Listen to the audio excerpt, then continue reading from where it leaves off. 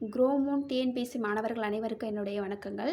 இப்போ நெக்ஸ்ட்டு இதுக்கு முன்னாடி ஏஜஸ் சம் பார்த்துருப்போம். அதே மாடல் தான் இதுவும். கொஞ்சம் இது டிஃப்ரென்ஸாக இருக்கும். பாருங்கள், அனு மற்றும் ராஜுவோட தற்போதைய வயது விகிதம் 5:4. 3 வருடம் கழித்து அவர்களுடைய வயது விகிதம் எவ்வளோ? 11:9. அப்போ ராஜுவினுடைய தற்போதைய வயது விகிதம் என்னென்னு கேட்குறாங்க. இது எப்படி ஷார்ட்கட்டில் போடலாம் அப்படின்னா, ஃபஸ்ட்டு அனு ராஜுவோட வயது விகிதத்தை 5:4 எழுதிக்கிறீங்களா? நெக்ஸ்ட்டு அந்த 3 வருடம் கழித்துங்கிறத 11:9 எழுதிக்கிறோம்.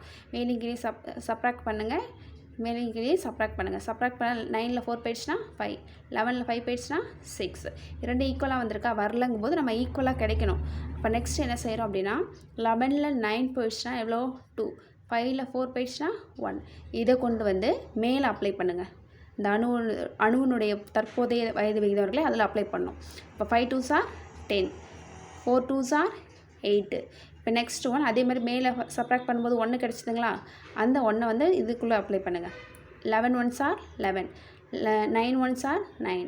இது ரெண்டையும் சப்ராக்ட் பண்ணும்போது 11ல் 10 போயிடுச்சுன்னா 1, 9ல் 8 போயிடுச்சுன்னா 1. நமக்கு 1 கிடச்சிச்சிங்களா? எந்த வேல்யூ வேணால் கிடைக்கலாம். 1 தான் கிடைக்கணும்லாம் கிடையாது, எது வேணால் கிடைக்கும். இப்போ 1x = 3 வருடம் கழித்து தானே, அப்போ 3. அப்போ x = என்னென்னு கிடைக்கும்? நமக்கு 3ன்னு கிடைக்கும். தற்போதைய வயது விகிதம் தான் கேட்டிருக்காங்க. அப்போ 5:4 அப்ளை பண்ணோம் அப்படி செய்யக்கூடாது. நெக்ஸ்ட்டு செகண்ட் ஸ்டெப் கண்டுபிடிச்சோம் இல்லையா, அதில் தான் அப்ளை பண்ணோம். தற்போதைய வயது விகிதம்னா இதுதான். அப்போ 10:8 அப்ளை பண்ணுறேன். அப்போ 10x = 8x. 10 × 3 என்ன கிடைக்கும்? 10 × 3 30, 8 × 3 24. அவங்க ராஜுவனுடைய தற்போதைய வயது தான் கேட்டிருக்காங்க. அப்போ என்ன செய்யலாம்? 24ங்கிறதா ராஜுவனுடைய வயது. அணுவோடுதுன்னு கேட்டாங்கன்னா 30. வயதுகளின் கூடுதல்னு கேட்டாங்கன்னா 30 + 24 எவ்வளவோ அது வரும். ஓகேங்களா? Thank you friends.